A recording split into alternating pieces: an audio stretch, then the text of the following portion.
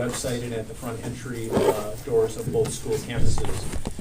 The LCCA mission is to train the minds and improve the hearts of young people through a content-rich classical education in liberal arts and sciences with instructions in the principles of moral character and civic virtue. So please rise and join me in reciting the Pledge of Allegiance. To the flag of the United States of America and to the republic for which it stands, one nation, under God, indivisible, with liberty and justice for all.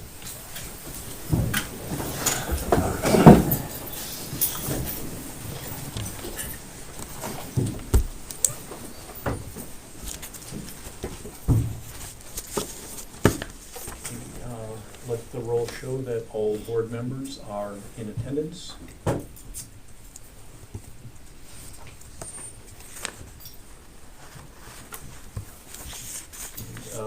Is any objections to the September or October meeting minutes or today's agenda? Can we confirm that that's correct? The minutes of the July 16th were approved at the October meeting? Ellen?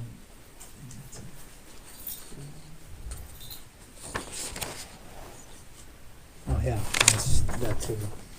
So it also says 2026 here instead of 2025. I'll have to check on Okay, is that the October. October? Okay. Everything else is good. Okay, and then the September, anything on the September? that. So I didn't check on that. Yeah, the date on line 3. Okay. Can adopt it subject. So agenda and September minutes approved, October subject to corrections, Correct. verification. Thank you, Matthew.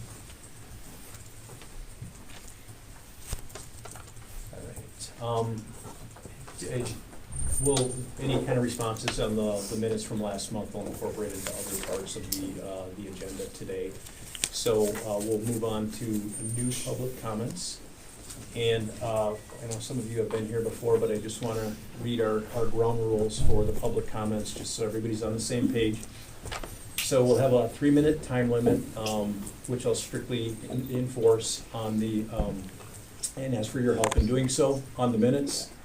And it's not because we don't want to hear from you, it's just, I want to make sure that everybody's getting the same amount of time. If one person goes over, then the next one wants the same time. So it's easier if you just cut it off clean at 3 minutes. So please tailor your comments accordingly. And if you didn't get a chance to finish, feel free to contact us at the board email. We'll answer any comments or questions that you have. So we will respond to you. We'll generously interpret the policy that comments should be related to the agenda items, but I only ask that you refrain from calling out any students, teachers, administrators by name, or any reference that points to specific individuals. If your comment requires that names be mentioned, please use the board email to express those concerns instead. And I ask this just because the individuals involved may not be present, or because public notice requirements don't allow them to respond, or a concern might even be based on a misunderstanding that unfairly reflects on the individuals involved. So I ask for your respect in following that rule. So in most cases, we won't respond to comments immediately. Generally, we offer responses in subsequent meetings to comments. So please don't interpret that as a lack of care or concern for your comments. So with that, we will.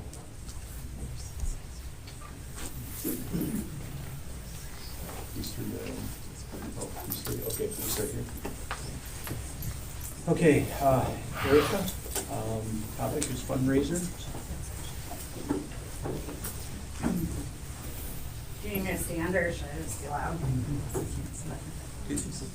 You can, if you stand, that's probably easier for others to hear you.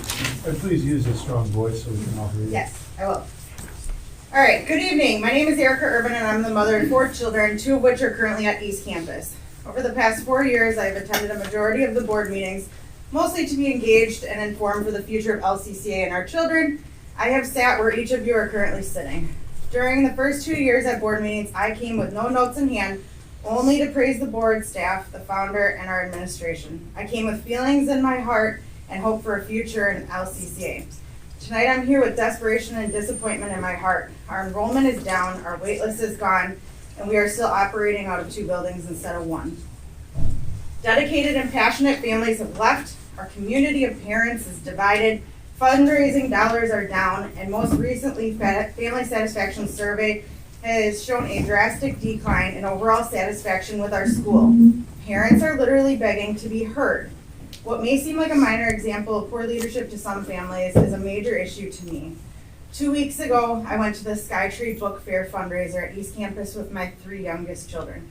This fundraiser is put on with hopes to bring family-friendly and wholesome books to our children's hands. We loved supporting this fundraiser last year, knowing it would benefit our classroom libraries for the teachers. Since this year, no funding was approved by admin to fulfill teachers' Amazon wish list, we, as a family, decided to support our classrooms in 2 ways. Purchase directly from the teachers' wish list and support the Skytree Book Fair. However, as we were leaving the book fair, I was told that the classrooms would no longer be receiving books from Skytree.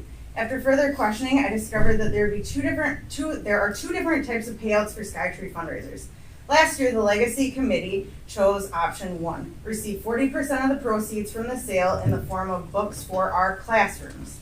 This year, our administration chose to take the other option, to receive only 20% of the proceeds from the sale in the form of a check. No books will be given to our classrooms, and 20% of the proceeds are lost. Why would someone do that and take the lesser value of the 2 options? Would any of you agree with a CEO of your business making this decision? I'm formally asking the board to investigate this situation further because it's very clear to me that the administration is not acting in the best interests of our children. Our beloved school is in shambles and the future does not look very bright if we continue going the way we're going. It's extremely challenging to move on in a positive direction when once again we've been misled as to where the funds will be going. Despite the yearly salary increases for administration of our school, it's no better off today than it was 4 years ago. Even parents with hope in their hearts are soon going to be walking out the doors of LCCA. I'm urging the board to make changes before our school completely crumbles. Thank you. Thanks, Erica. I can have on the book fair thing, I have an answer. There was a little bit of a, I think, misunderstanding on what happened there, so I can explain that to you after.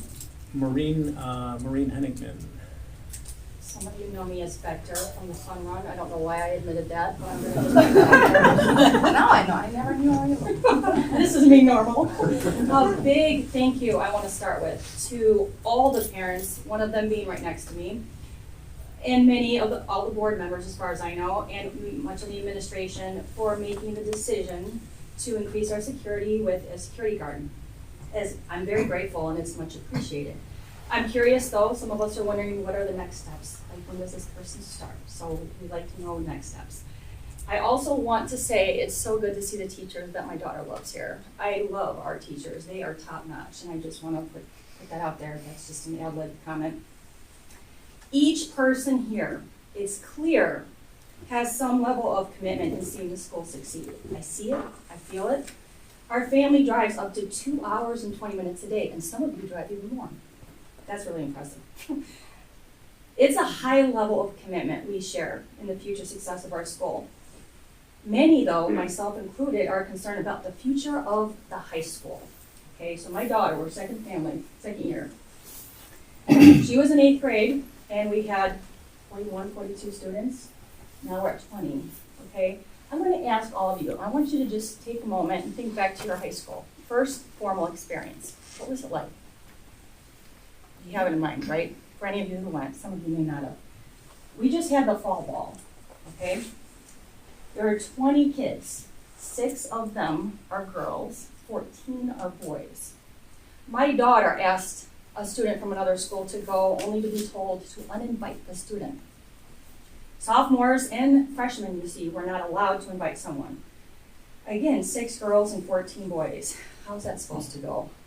Unless every boy doesn't like to dance. I don't see that going super well. How is that supposed to be a robust experience? It seems like we missed the opportunity to invite others to share our school's experience. Since the school's mission is the flourishing of every student in both heart and mind, what are we doing to address that? What more are we doing to address the staff and the parent comments from this past survey? Again, more than 50% decline from 8th grade to 9th grade. And I've only had 2 years of experience here, okay? So I'm just wondering what improvements can be made to increase those numbers? 30 seconds. I'm sorry? 30 seconds. I Okay, just want to there let you is a know. decline, thank you. There is a declining wait list, so I hope going forward that we can keep considering each other's perspectives, the input, we can work in a more collaborative way, come together, and really think about taking a nice approach to things, so thank you. All right, thanks, Maureen. And I still don't like the dance. I'll turn this so everyone can see it. I didn't mean to interrupt you, Maureen. I just wanted you to know. I appreciate that. Yeah. I was Okay. lost. Okay. So, Katie Smiley, Student Opportunities. Hi everybody, I'm Katie Smiley. I'm a junior here at LCCA, and I'm also the student who initiated the the proposal for the Club America chapter here at LCCA, but I was quickly denied. I was told that the rejection for this club was to keep the doors closed for any other student-led club that they might also have to deny. How ironic, coming from a school that presses freedom of speech. However, as discussed at the last board meeting, another reason for this rejection is because of the policy that states the school will not sponsor enrichment classes that are open to only part of the student body, including students with particular religious or political views. However, as I have stated, and I know others have stated as well, Club America is a 501c3, which means that it is nonpartisan and non-religious, and the purpose is educational. Club America enables patriotic students. We would engage in student-initiated civic discourse and grassroots activism for freedom of speech, or for freedom, free markets, and individual rights. Now, I understand wanting to stick to Hillsdale recommendations, but if it's a policy that's susceptible to change on purpose, why don't you change the policy in the interest of the students? Why isn't anything done for the students? This leads me to my second main point, which is the lack of allowing student voices. Kudos to the house system, which is very fun. I enjoy it very much with games and dances. However, the house system leadership is not going to be very hefty on my graduate profile, and it's not very widely recognized. We have no opportunities, not even in NHS, DECA, or Student Gov, and I know many students would greatly benefit from these things. When students speak up, they are immediately shut down and told to just follow the rule. It's policy. If the American colonists just followed the rule because it's policy, we would be subject to British Parliament. The school that claims to train the minds and improve the hearts of young people does not actually provide an outlet for students to show and implement their trained minds and improved hearts. All of it is theory. Club America makes winners, risk takers, and leaders of the future, which has been seen across the nation since September 10th. So please, act in the interest of the students. Make it possible to have a Club America and any other club that students want.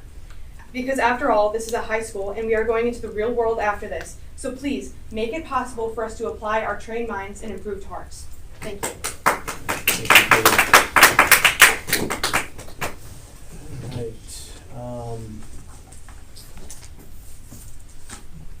Can I ask, they're only allowed to speak if we had previously? If you want to submit a form, if you didn't get one, it's I was right not there. having that. Yeah. Thank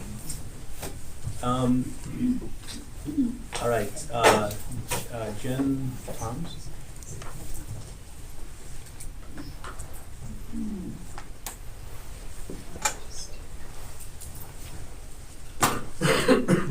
I did send you all an email today. I don't know if anybody received it, read it, acknowledged it. I didn't get any response. So I'm going to read my email.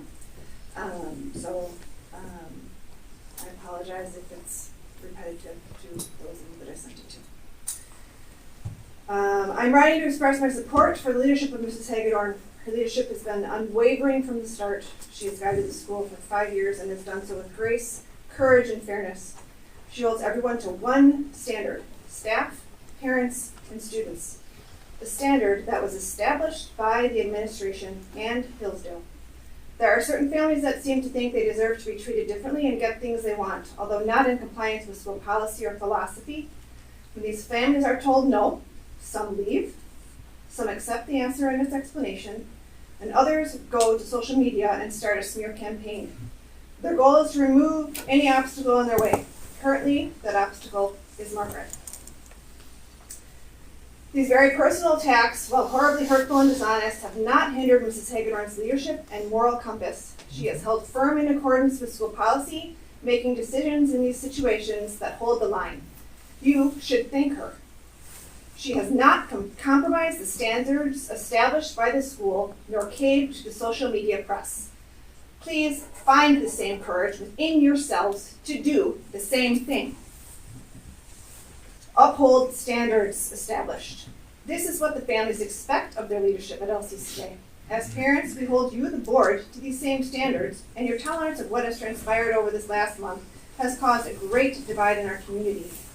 What does this say about the board that seems to be so easily swayed by a few obnoxious families to the rest of the school community? Do they really have the students' best interests at the forefront? If we complain, threaten, and whine enough, we get what we want. That is the message being sent by you in this situation. Is this what you were going for? I was re-listening to the board meeting from last month, which I attended in person. What happened between then and now? I have a quote from Tom Brannigan that I put in the email. He had said, "When it comes to our head principal and our administrative team, I want leadership that understands the mission of the school, not when it's convenient, but holistically and how it gets applied. Isn't manipulated by the moment, that is strong leadership that puts the best interest of the long term of the school and its viability first. I commend our head principal and her team for being that. There are uphill battles when you start anything new. It takes many years or decades to establish a solid academic institution. Enrollment will fluctuate, the newness wears off, and wait lists may shorten. The families that want to be at LCCA are here."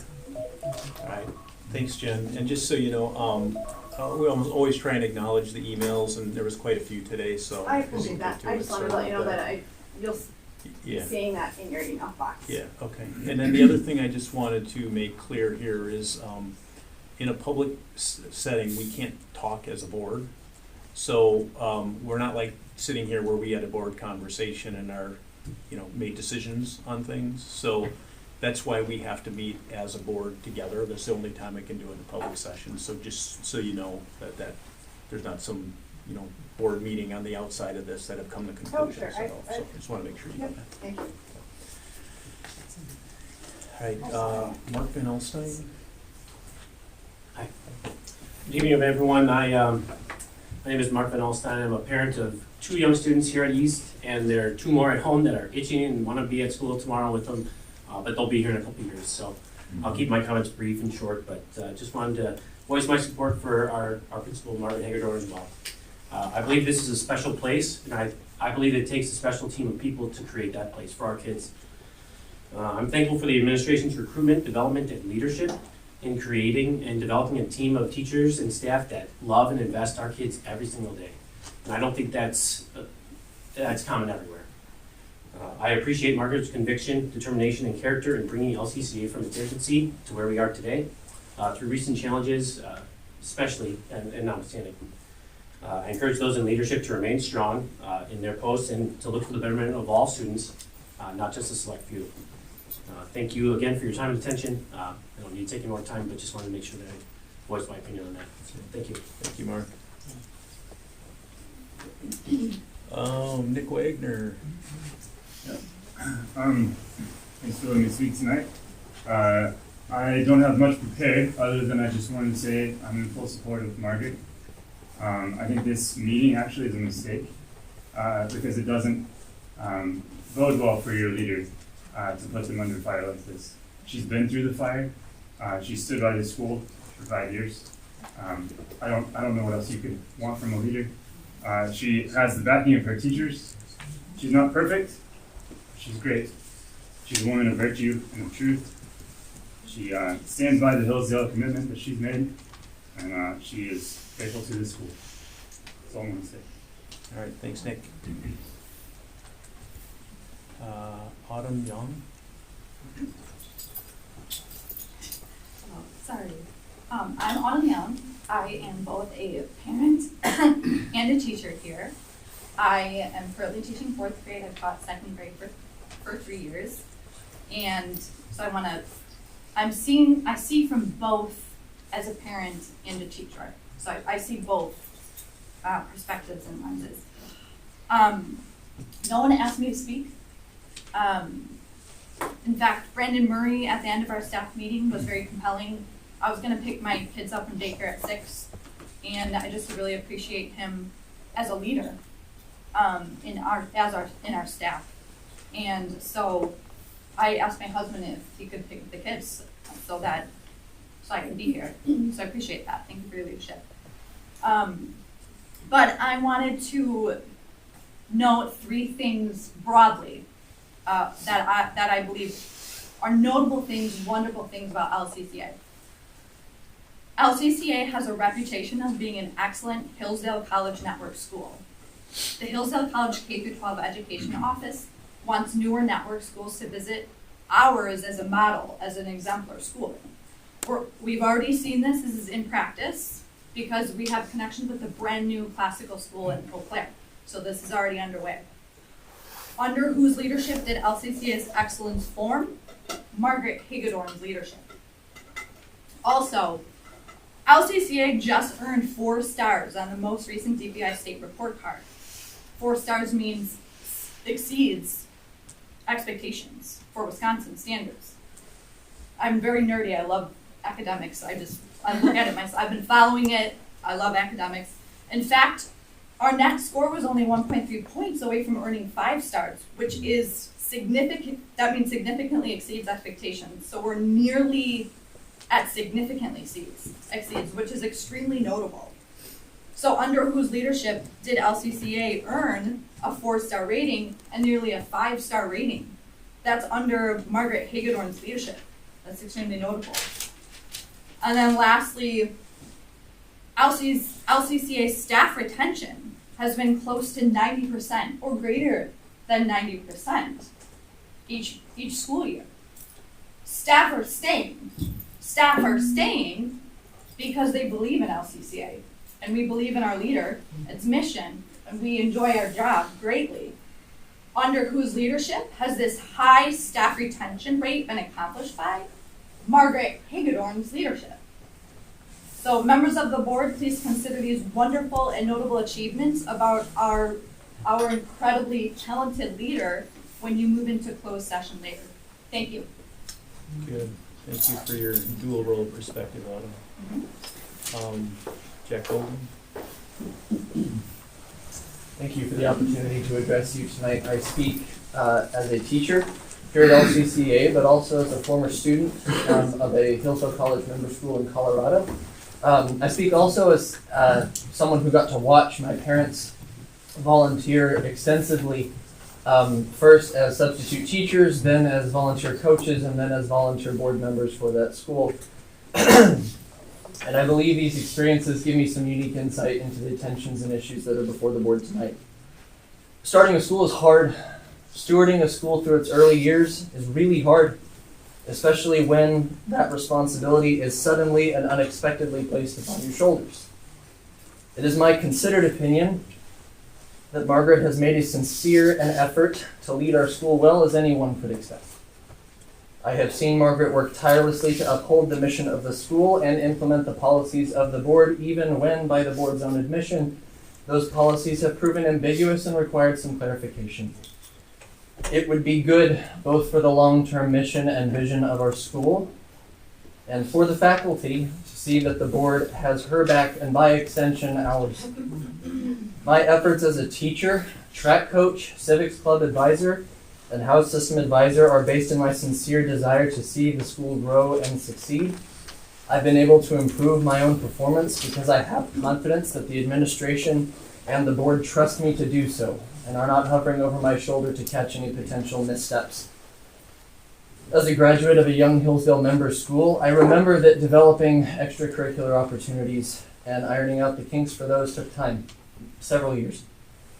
Each new opportunity raised new difficulties and questions, and those were successfully navigated only because every party involved assumed generously the sincere goodwill of the others. And I choose to be here because I trust Margaret, I'm thankful for Margaret, and I trust her to lead our school. And of course, I'm thankful for the board's work and dedication. Thank you. Thank you, Jack. Brendan, Mary? Every night when I put my sons to bed, we say a catechism, part of which goes like this: courage. I'll do what is right no matter the cost. In the 9th grade, your children will read the Iliad, and we will see the purest depiction of courage in the Western culture. Your children will see courage means fearing something worse than death, fearing dishonor worse than death. Members of the board, I'm speaking to you today to remind you that while there are no literal swords drawn here, there is an opportunity for real courage. It is easily overlooked or explained away as a moral gray area, tough decisions, etc. Death is not the worst thing that can befall a man. There are worse things than the coordinated attacks of a small group of unscrupulous who may spread lies and gossip about you online. There are worse things than the doors of our school closing. I love this school, but I will not serve it under any conditions. Not if that requires me to stand by and watch injustice done in the name of the greater good. And I don't like bullies. I will not address the accusations that have been leveled against Mrs. Hagedorn over the last weeks, months, and years, which may be characterized as the long and sustained attempted character assassination of my school leader. If you value my perspective as a teacher who's been here from the beginning, I have seen nothing to make me question the competence or integrity of Mrs. Hagedorn. I've seen nothing but the best example of selfless leadership. She has been relentless in putting the good of the school above herself in opposition to those who have demonstrated that they are willing to destroy the school as long as they get their way. Aristotle says that a thing demonstrates excellence in fulfilling its purpose. My family did not move across the continental United States to teach at KM under a different name and a smattering of Latin, but that is what you will get if you allow yourselves to be bullied by a small, motivated group. I humbly urge you, I know you all want what is best for the school. I do not believe that giving in here can possibly be good for the school. All right. Thank you, David.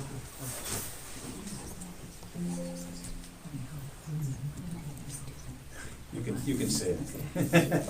I know who it is. I got you.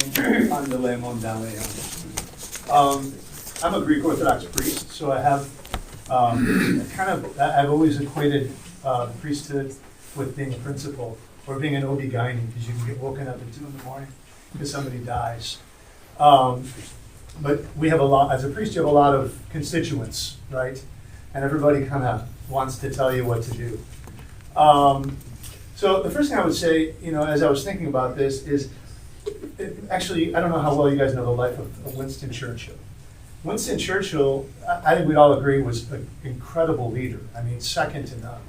But interestingly, he was actually sort of kicked out of his jobs twice, right? So I think that's telling.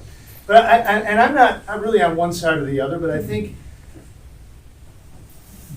bad leadership and good leadership look a lot alike until you get to the other side of the story, right? If Winston Churchill died in 1922, I think that's when he first got deposed, people would have thought he was a loser.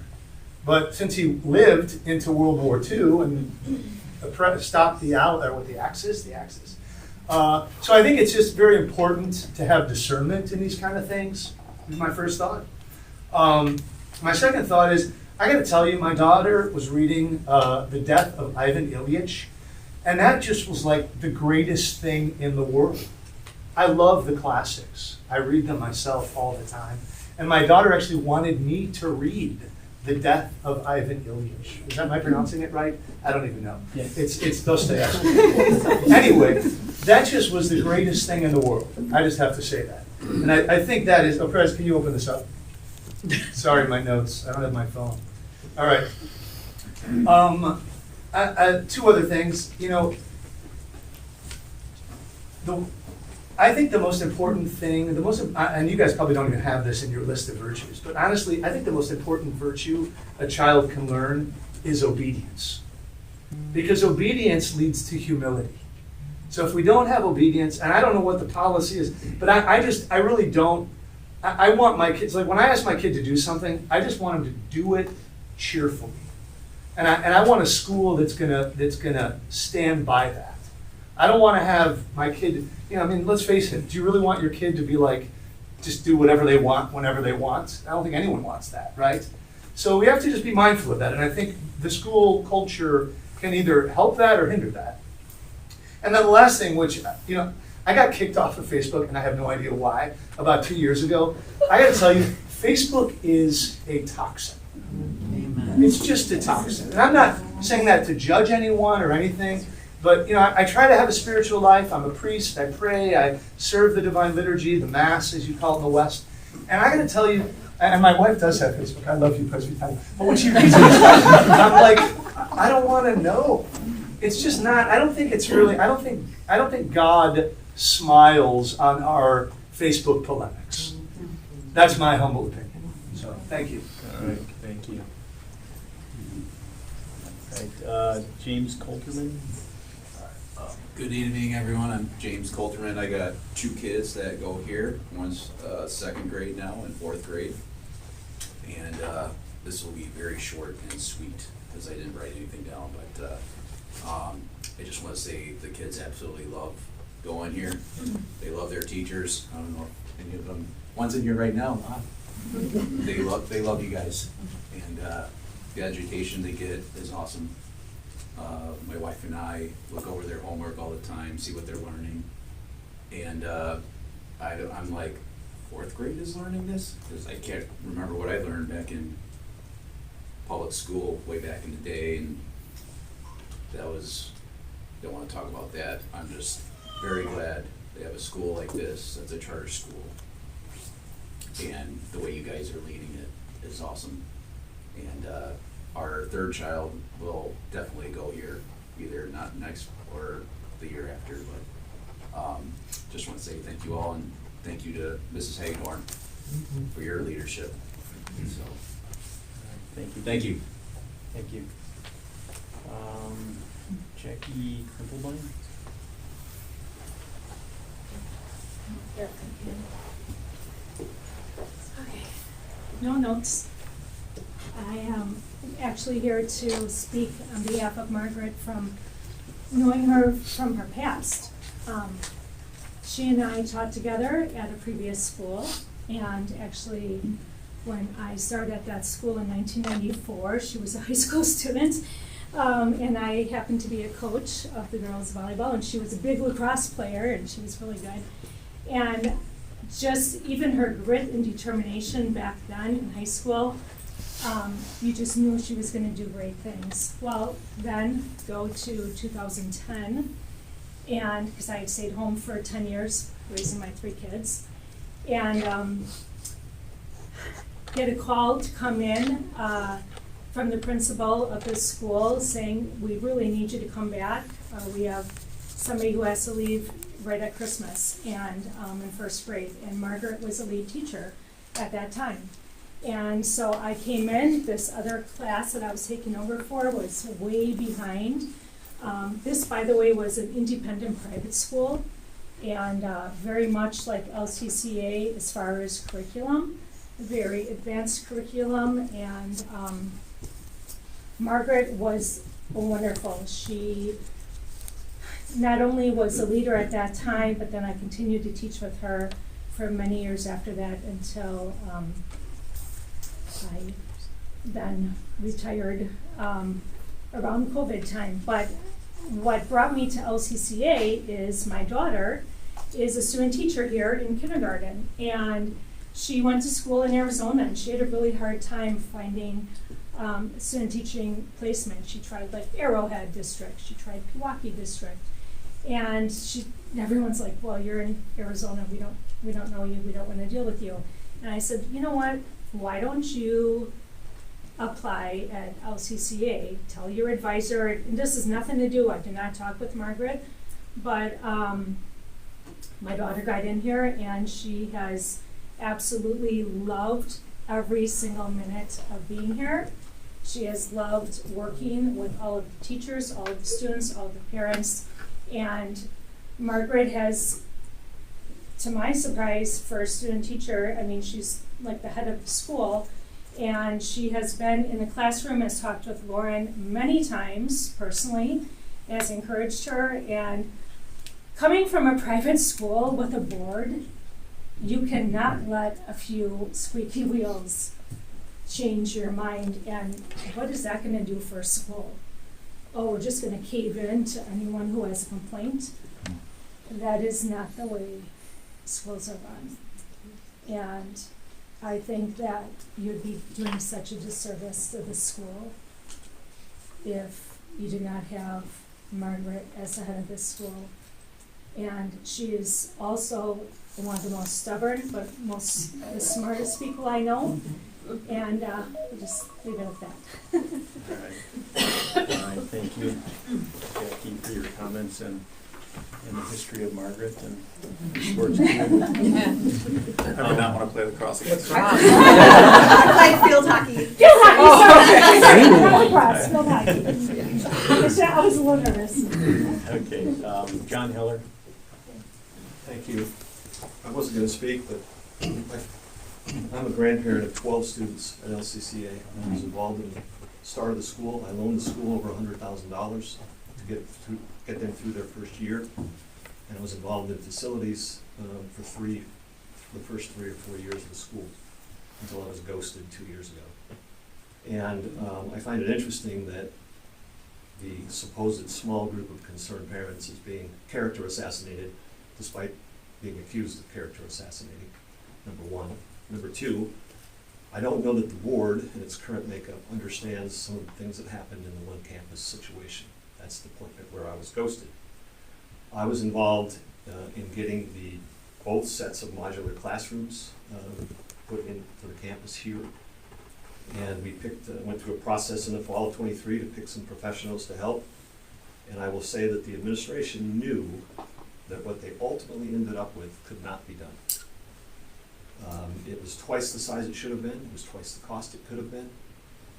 The site could have been purchased for less money, and I'm in the commercial real estate business. I have 40 years of development experience here in Milwaukee, built over 10 million square feet of space. And I was ghosted and not involved in any of the decisions that were made after a contractor and an architect were selected. And I can tell you that there were several people that were part of that process before the end of 2023 that knew how much the school could afford to bond for. They had plenty of professionals tell them that. And what they ended up wasting a year and a half on was not worth it. And the money that was spent was not worth it. And we're nowhere as a school for the future. And I think that that's a dereliction of duty by the administration and to some degree by the board. And the concerns were brought up and ignored. And I think the fact that there are many parents who have concerns about the school, love the school, love the teachers, as do I, but they're not being listened to. And they're being derided as not having decent concerns worth listening to, that they're toxic somehow. And I just don't think that's true. They love the school as much as everybody else that's spoken tonight. And many of them are concerned about retribution. And that's why you don't hear from them. Thank you. Thank you, John, for your comments and for everything you did to help get the school to where it is today. Desiree Stapleton? Yep. Hi. Hi. Desiree Stapleton. I'm a parent of 2 children that attend LCCA. I'll just say that this school was life-changing for us. I always get emotional when I speak publicly, don't ask me that. But I've had the opportunity to observe no less than 7 principals in action, thanks to my husband's military service. And I have a child who often is involved with administration, so we'll just leave that there. I get to know them very well. But we came here, and it was literally life-changing for my son. The structure, the curriculum. We came here for command and control, for teachers, for administration that knew what was happening inside of their walls, set strong standards and expectations, and we got it. I appreciate you all so much. I appreciate Ms. Hagedorn so much. She is not perfect, and no leader is, and I'll just say, Leaders are built, they are not bought. If we have made some mistakes along the way, this is the time as a community to come together, have conversations, set up a structure for meaningful dialogue moving forward so that parents and staff feel heard, real dialogue, not letters, not just board meetings, real conversations. And then we can move forward. And that's going to require commitment on both sides. That means the social media drama has got to stop. You cannot have meaningful dialogue when you are complaining publicly and not in the room. But simultaneously, if people don't feel heard, they will go there. So the path forward does not have to be dramatic. It does not have to be end all be all. It needs to be a path of how do we move forward and how do we grow as a school and as leaders and as a community to mature together to serve these students. Because without this school, I don't know what we would do. We looked at St. John's, we looked at other schools. No one would take my son because he has special needs. But the KM and other schools didn't work for him. So I appreciate what you're doing, and I'm crying. Thank you. All right, that was our last comment, so thank you, everybody. I thought our comments, no matter what our perspective, were all really productive and well said. A couple things I just want to mention. In terms of the one campus, everything, all the major decisions were approved by the board, so I just want, the board needs to take responsibility for anything with one campus. So I just want to make that clear. I know I've heard a lot of comments on that too. The other thing I want to say is there is not a single community member that we value their opinion more than others. I know some people are under the impression that that's the case, but it's not true. We value all perspectives and treat everyone equally as as a data point. And then the other thing, I know we look like a bunch of jerks for having this closed session meeting afterwards, but the reality is if you have concerns, you express concerns, there's people with different views, we have to have a meeting to discuss it. And we would be irresponsible as a board, it'd be a dereliction of duty if we did not have that meeting. So I know we look like jerks doing it. And Who are you calling a jerk? Well, some of us do. But there's no other way. So I wish there could be, but I just want to make that clear. And I would just, I don't mean to interject here, but just for a point of privilege here for everyone to understand, we are not allowed to speak as a board to one another outside of a noticed board meeting. So I know that seems kind of counterintuitive, but that's what the Wisconsin state statutes provide for open meetings laws, and we're under that, which is why we have to do things the way we're doing them. And we have not met outside of this because we're not able to do that. And so in order for the board to fulfill our duties, we have to meet under a public notice. That clears up any possible confusion. All right, thank you for the clarification. All right, so we're on to the president's report. I just had a couple of quick items here. One, the club policy update at the last board meeting. We talked about this club policy, and we thought that there needed to be some clarification on that definition. I know I talked with Margaret. She's been working on it. She has submitted that to legal counsel for review. So it's not complete yet, but just so you know, it's been drafted and at legal counsel for review. There was a recirculation of a petition expressing some concerns that were brought up about a year ago, or a little over a year ago, and those came up at the last meeting too. I was able to talk a little bit with Margaret on that as well, and for the board purposes, I've drafted some summary notes and everything, so when I complete that, I'll share that with you by email, so you know where that stands.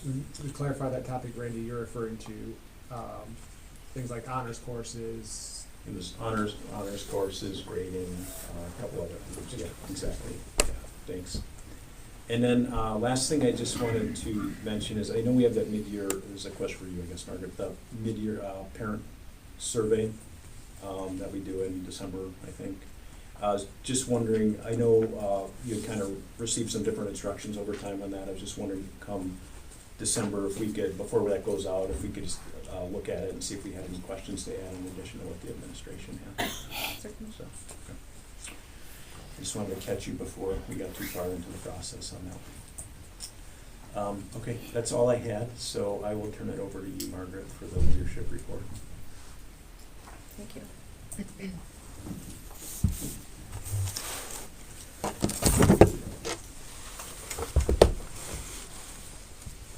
Before I take questions on my report, two things. I just want to be very clear that I did not ask or request for any comments to be made here at this board meeting this evening, but I do appreciate the support that has been voiced by those that did.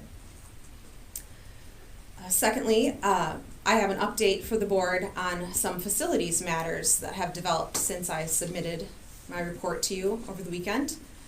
As you know, our leases for the East Main Building, the mobile units out back, and the lease at the West Campus are all in place through June 30th of 2029. And the administrative team, facilities manager, and I have been discussing our great need for some more space at the West Campus. So I'd like you to know that I'm looking into the possibility of mobile units there. Bridge Church is aware and supports that step. I'm in conversation with the same architect, the same construction firm, and the same owners of the mobile units on this campus to devise what our options are. The architect and construction team representative were at the West Campus today with Mr. Knapp, our facilities manager, looking at the space in the back. We have had the mobile modular representative there as well. He has seen the space in the back. They are determining what options might be possible, giving me some of the financial options as well that correlate with the varying potential solutions that we might have. When I have all of that information, I'll bring it to you for your consideration, because space at West is something vitally important that we need to consider moving forward to help us through the remainder of our time at these locations. Beyond that, I submitted my report to you over the weekend for your review, and so I am open to any of your questions at this time. I had a couple, the security implementation, I know that was sort of pending some, insurance, legal, accounting things that needed to be overcome, and there was a few delays. I was just wondering what the update on that is. The contract between LCCA and School Resources Unlimited is still in the hands of our legal counsel. Okay. I have had to delay the start, but I'm pushing as aggressively as I can to have those things finalized, to return the contract to School Resources Unlimited for their review. Our legal counsel does have some revisions or requests to be included in that contract as far as language is concerned before we would be advised that it's appropriate to sign. So as of right now, we do not have a start date, though within November was our targeted goal. This past Monday was the targeted goal, but again, I'm waiting on our attorneys to finalize those things. Okay, so this is Chrissy and Sarah? Yes. I don't know when you submitted, is there anything we need to push them along, or is that kind of? I don't think so. The last Sarah was working on, my last email from her was that I would hear from her yesterday, but I did not. So, Okay. I'm at the mercy of their timeline, I guess. Yeah, then we'll be at the mercy of the other attorneys Right. then after that, so, okay. All right, thanks. And then I was just wondering on the report, when you just went over sort of the educational, the results and the test results. Mm-hmm. I was wondering if you could just maybe give a kind of a summary of that and sort of what those mean. And I know we go over it once a year, but then it gets fuzzy by the time we get to the next year. If you could just sort of interpret that for us, walk us through that, I think that would be great. The first results you gave or saw were results from the Fast Bridge assessment, which is an internal testing or assessment that we give to our kindergarten through sixth grade students. That is both an English language arts test as well as a math test. Those tests are designed to be completed in about 30 minutes or less for the student. And the results there show that our kindergarten through sixth grade students are on average in the 90th or above percentile in both ELA and math. We use FastBridge as well to help us track student growth for those students who receive intervention or specialized support. The next information that I gave you was about the forward exam, which is given to 3rd through 8th grade students as well as 10th grade students. That is the standardized test that is required by the state of Wisconsin. And those tests are significantly longer than the 30 minutes of the FastBridge. I did give you the testing time in minutes just so that you could take into consideration the testing times as it relates to student stamina, our students' familiarity with computer-based standardized assessments, and just their endurance for such lengthy tests. And the results there still show that we are performing excellently. I did put a note in there for your review to understand that the state of Wisconsin adjusted the forward exam. So I only gave you 2 years of statistics because anything prior to the 24-25 school year is not comparable to any statistics that we have this year. So we're sort of starting over with the 24-25 results by way of comparison because the benchmark of the assessment changed.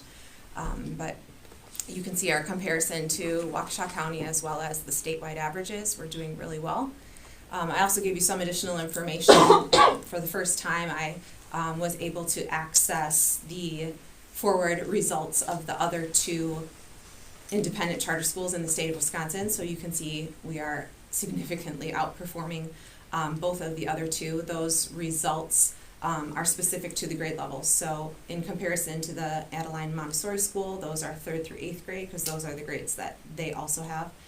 But in comparison to Mill Creek, we only looked at 3rd through 6th grade data because those are the only grades that charter school has. So you can see our stellar performance as it relates there. The next information that you received was the results of the pre-ACT Secure, which is the test that 9th and 10th graders are required to take by the state. And we are doing significantly well there as well, outperforming Waukesha County as well as the state in both areas of English language arts and math. If you look at the 3 years of data that we have running, our scores this past year were significantly higher than our scores the first year, which shows excellent growth by our students. And then finally, the results you received are the combination of students scoring proficient or advanced on the forward and the pre-ACT Secure combined. That is the measure by which we are assessed or that we submit to our charter authorizer, the Waukesha County Executive. And we compare those results both to Waukesha County as well as the state, and we're doing really well, as you can see, for 2 years running in those areas. And I think you're aware we also, as of last year, are required to give some Act 20, which is a reading assessment for kindergarten through 3rd graders, but the timing of that does not align with the results of these standardized tests, so that's to be reported to you at a later date on our meeting calendar. And then we also administer what we refer to as the CLT, which is the Classic Learning Test. We give that to 7th grade students and above. Again, the timing doesn't align with these tests, so those results are shared at a different time, different calendar, different month of the year as well. Okay, great, thank you, that's helpful. Mm-hmm. Can I ask a question, Randy? Sure. Margaret, question. In terms of these comparisons, and appreciate the degree of success relative to statewide marks, and those are important, of course. And I'm curious, does any of this does it give any indication as to what it means for kind of matriculation prospects for, say, at the high school level? It's been a long time since I took an SAT, but I think those standardized tests still play a role in, say, college admissions and such. And I think it used to be probably in our day, growing up, you do a, whatever the PSAT was, leading to the SAT, and they would give some sort of indication as to what that meant for your college prospects and such. Does any of this indicate anything about that? You know, we have a wide margin of outperformance relative to statewide results for the pre-ACT, which is great. But then what does that mean, if anything, for, say, you know, whatever the standards are for what potential colleges or just post-graduation goals and aspirations that kids have? Does any of that mean anything for this? And it's fine if the answer is no, or it's not applicable, but I was just curious about that.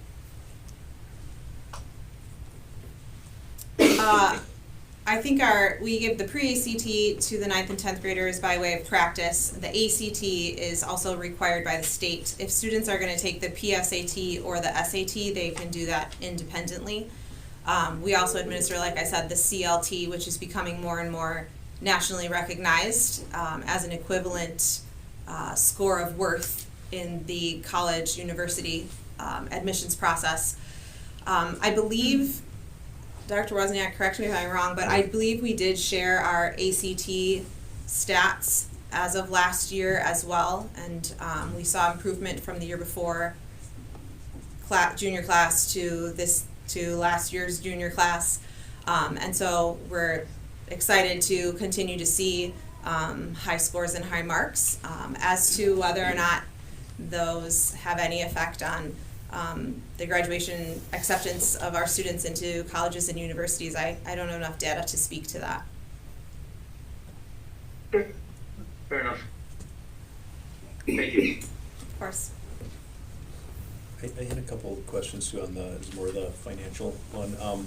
Our investment accounts were on the reports in the past, but I don't see them this time. I know we have new people involved in this too. Was that just an oversight, or?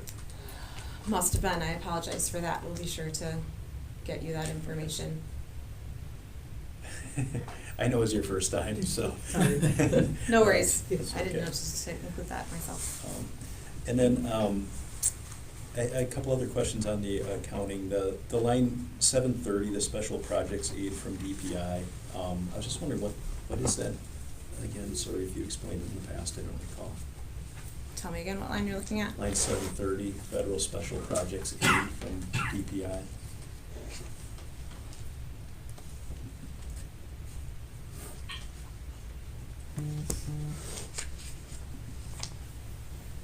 I will have to look that up off the top of my head. Sometimes I'm not positive either. Okay. Well, the good news is we're ahead of schedule on this. Yes. So. That very well might be the per pupil aid, but let me get with Mary and send you an email tomorrow.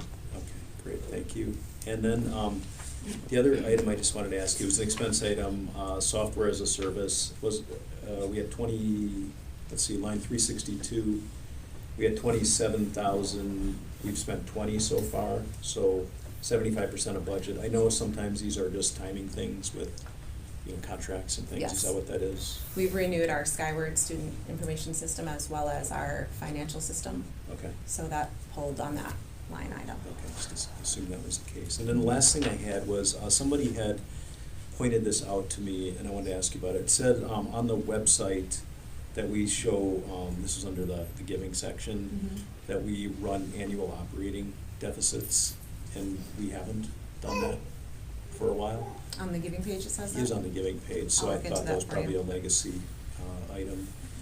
And then the other thing, this was in the same area, I wanted to ask you about this one. It says we're receiving 20% less funds than surrounding public schools, and I don't know the answer, but is that still the case? I know our per pupil went up, but is that proportionate to what everybody else is doing?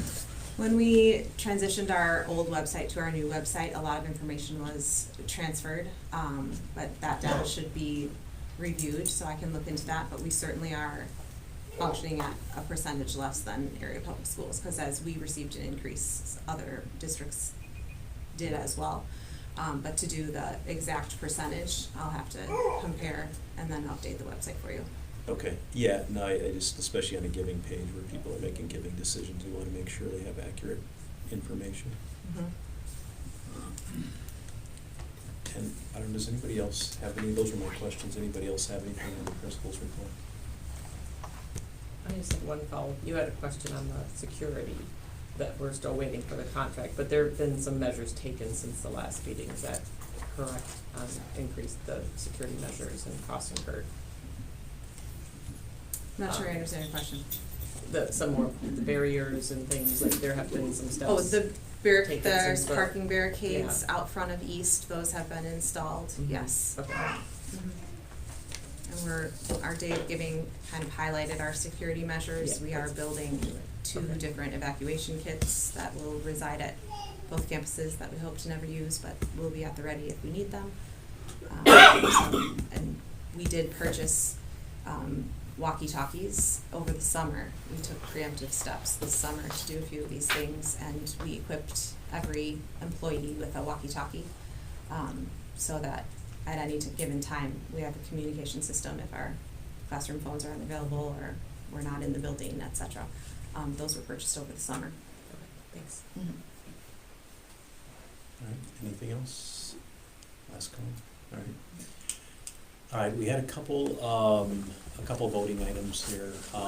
Ellen, do you want to just explain the Waukesha State Bank?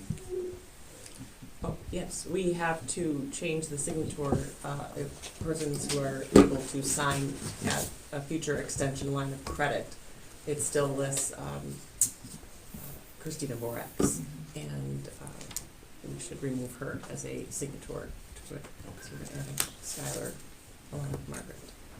Okay, so we need to approve that. Approve that resolution that would Okay. allow that. Yep, Go ahead. actually just need your signatures on this resolution as Yes. well to submit to the bank. Yep. And then Skylar, the line of credit is coming due to be renewed in January, so as soon as they have the signatories updated, they will send us the data, which is actually probably going to be exactly the same as it previously was, and then we'll be able to move forward with that.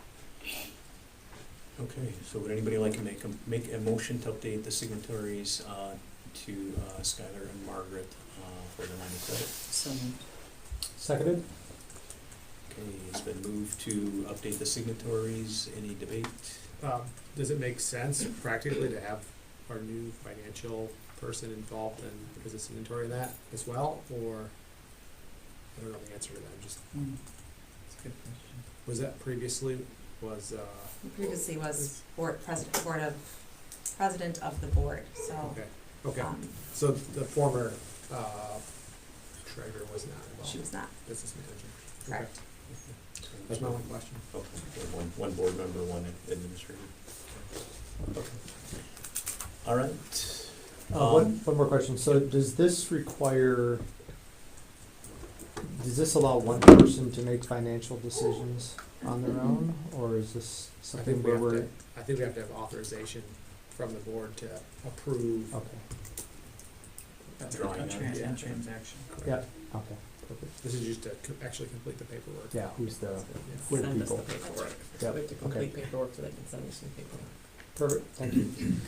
So the question is to approve the resolution updating the signatories for the line of credit with Waukesha State Bank. All in favor say aye. Aye. Opposed, nay. All right. The ayes have it. Motion passes. Next item, enrollment policy. Margaret, if you want to. Yes, so I just gave you a brief red line enrollment policy. Every year we do review the enrollment policy before we enter a new enrollment season.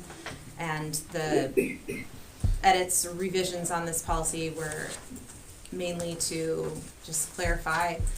We took out re-enrollment for some reason. That was in the first paragraph, where this only actually applies to new enrollment. We also added at the very end a statement that pertains to students who withdraw from LCCA and then choose to return. We have had students who withdrew previous years return to LCCA this year. and we wanted to speak to the application process, that they re-enroll again through the school mint lottery as if they had never been a student. We have no priority for returning students. So we just added that for clarification purposes. Okay, someone like a motion to approve the updated enrollment policy? So moved. Second. Okay, any debate? Questions? Pretty straightforward then. The question is whether to approve the updated enrollment policy. All in favor say aye. Aye. Aye. Opposed, nay. All right, the ayes have it, motion carries. And then, last item on this section is the budget clarification vote. So Ellen, do you want to explain that, or Margaret? We posted the wrong budget information. Margaret's the one that caught it, so if you want to explain my Yeah, error. simply an error last month. The information posted was a draft version, not the final copy. And so the assumptions and the final copy were presented to you. I did, for your benefit, compare the two so that you could just quickly see the minor differences in a few of the line items, and gave you a reason as to why at some point in the process those had been adjusted. So essentially I'm asking for you to approve the budget that was submitted last month but accidentally not posted. Correct. And these were minor changes. Very You didn't minor. see them, but, okay. So, just go through the normal process here. Ellen? Yes. All right, someone make a motion to approve the clarified budget with the modest changes and updates that were made? So moved. Seconded. Okay. So, it's been moved to approve the budget clarification as posted on the agenda. Any debate, questions?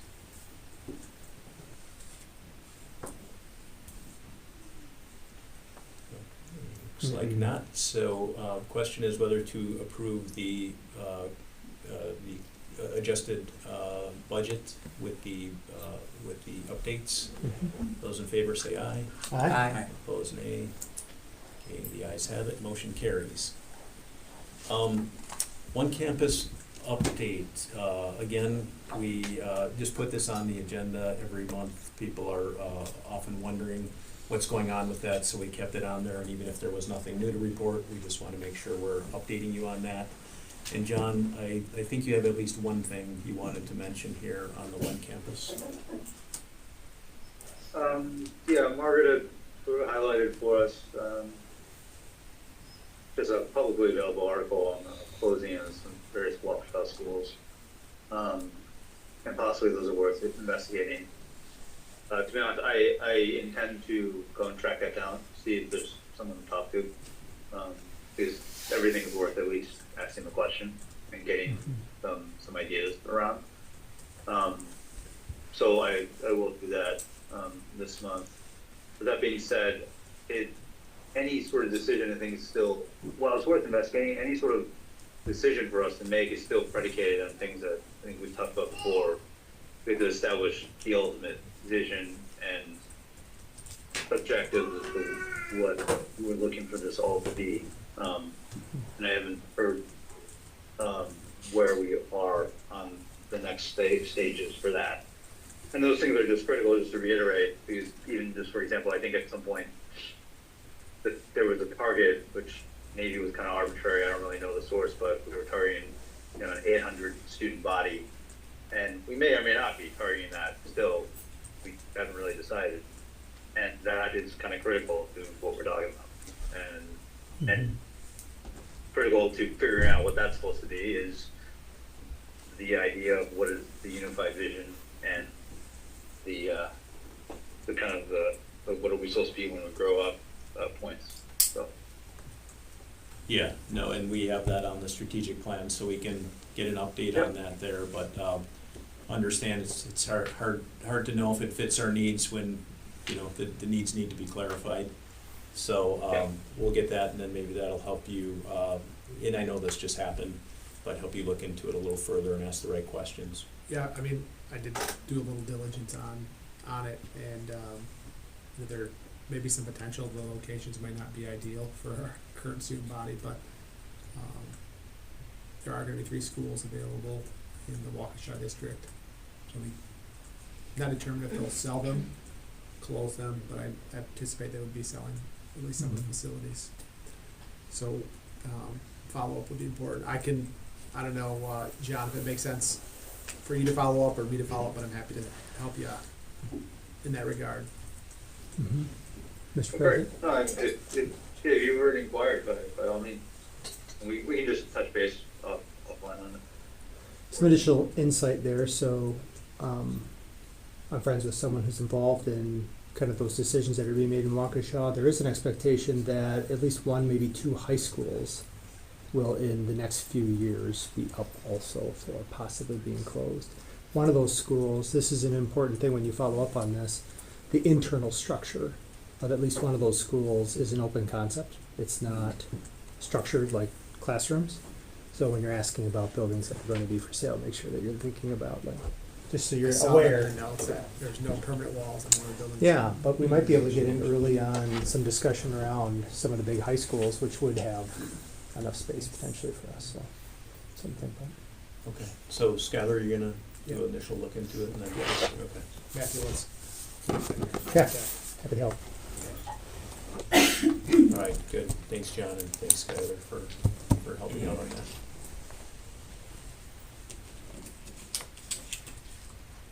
Is that it, John? Anything else? Yeah. Yeah, okay. All right, on to the board development section, and we do have one item we want to vote on there, and that was one that was deferred from last time, and this was one of our strategic plan goals, is to have a strategic human resources policy. So it addressed key staff hiring process, board member recruitment and succession process, and then key staff member succession plan.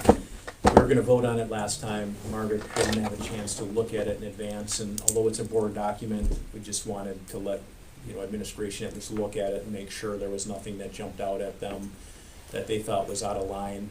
One thing I did change was key staff member hiring.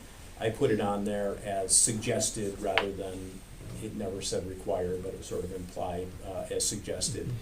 And that was on the recommendation of Hillsdale. So everything else should be the same as last time. And Margaret, I don't know if you had any comments or thoughts on this at all. I have no objection. Okay. All right, good. So anybody like to make a motion to approve the strategic human resources policy? So moved. I'll second. Okay, so it's been moved to approve the SHR policy. Any debate? Nothing? Okay. So the question is whether to approve the strategic human resources policy. All in favor say aye. Aye. Opposed nay. Ayes have it, motion carries.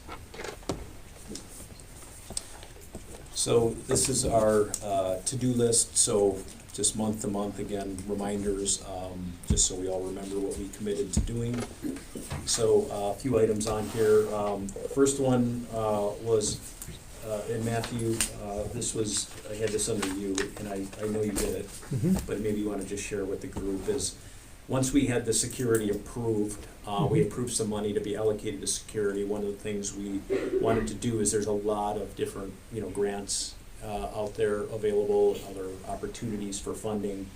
So once we got it in place, the next step was let's look into that funding, see what's out there and available. And Matthew, I know you gave me a big list. I couldn't believe how much was out there, and then you even gave me some other suggestions after that. But if you just want to give the board a quick. Sure, yeah. So I did some research, both federal and state. A lot of these are going to be under the Department of Justice or under the Department of Instruction, right, federally or state. Some others that are nonprofit organization, foundations that are interested in school-related projects that would include something like security. So it's a big list. I don't know, a couple dozen different possible.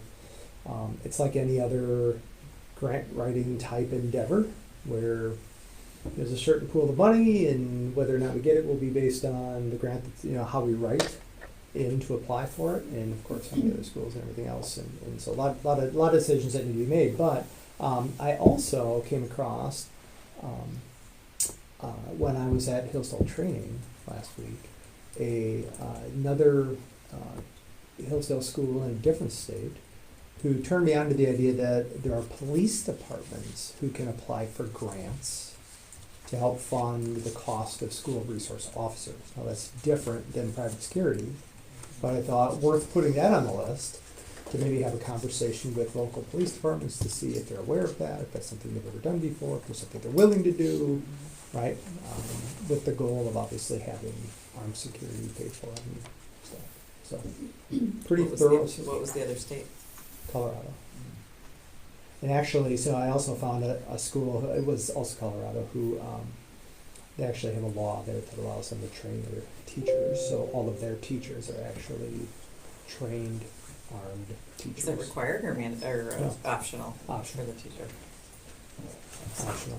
Yeah. Not an option here in the state, but is an option in that state. So that was interesting, but I was like, that's not There's a different one.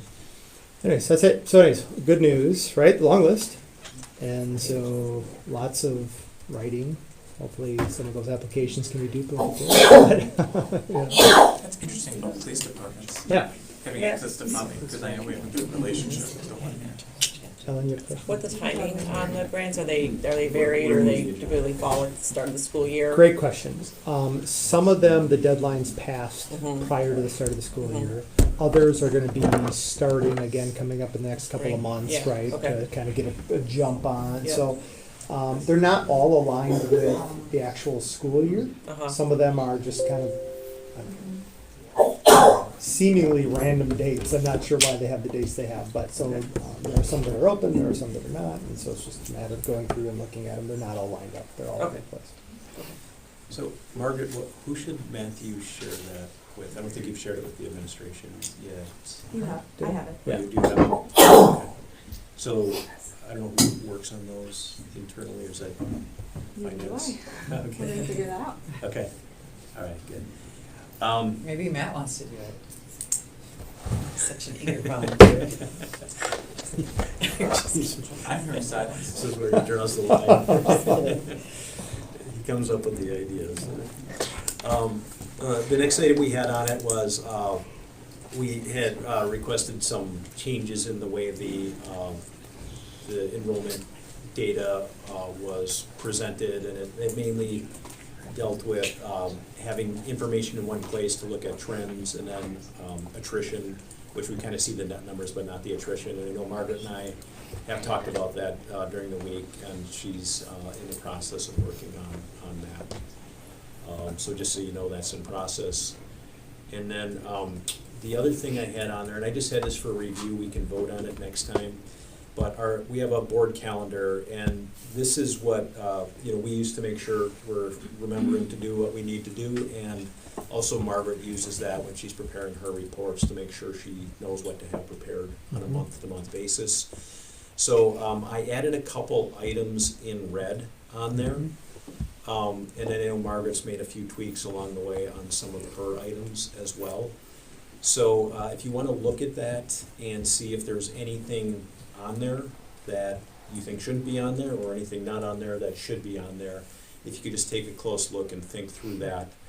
And then the items I added were just the reports that we just talked about, enrollment reports in the format we had talked about, the school security update, and then East and West campus air quality testing, which we talked about doing that on an annual basis.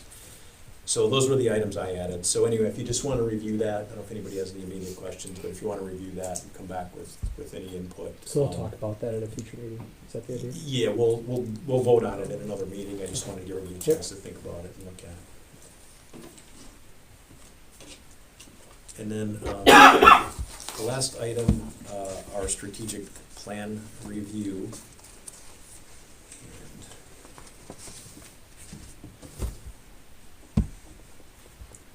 So this is the strategic planning we did in our July meeting, and we had some follow-up items on that. So the first one is the vision statement, which John alluded to before. And Margaret, you're taking the lead on that one. What's the status on that vision statement? We're consulting with Hillsdale on that, and I just this week received a draft kind of summation. I have not had a chance to comb through that yet or bring it to the vision committee or working group. And so it's moving forward, but not finalized yet. Okay. And then the next item was, this was actually on yours too, Margaret. It was the Director of Advancement. The goal was to have it hired, but I know that kind of Last month I told you we had, yes. But I'm back in the process again and have some high quality candidates that are under consideration. Okay. Is the recruitment for that position closed?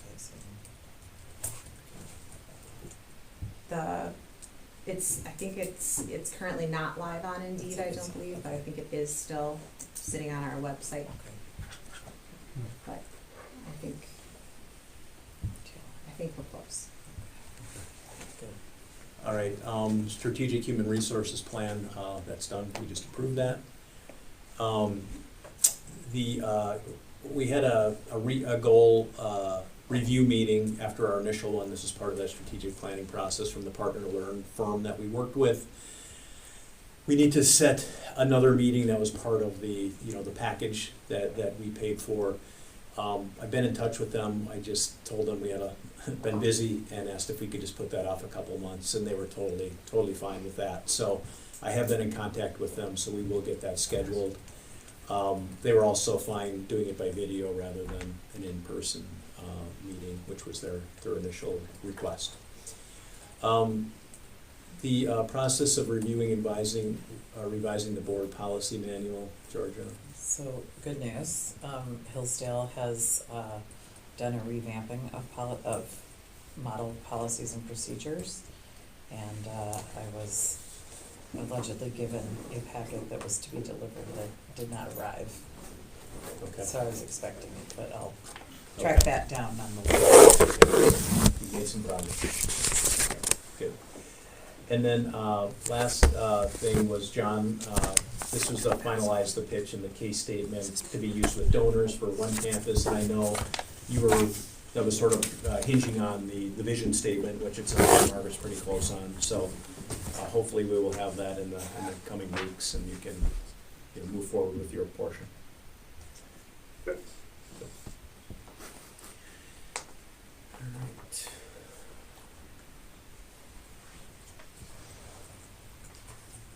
Okay, I think we got through everything on the agenda, except for the closed session. So Ellen, just motion to go in.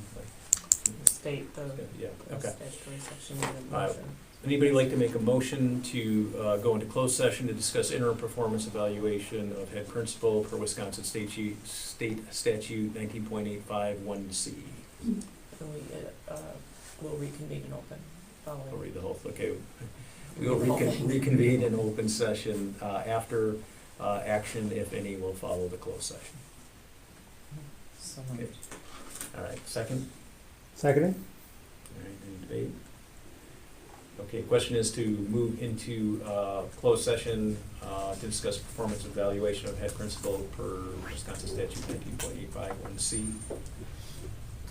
All in favor say aye. Aye. Aye. Opposed, nay.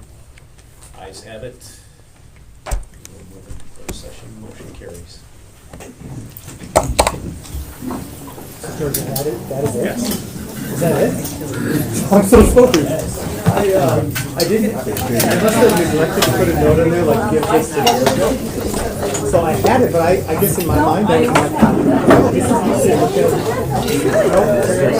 like, so as you're sitting there talking, I'm like, wonder if it's that thing. It's that thing. I was thinking big packet. Well, sorry. There you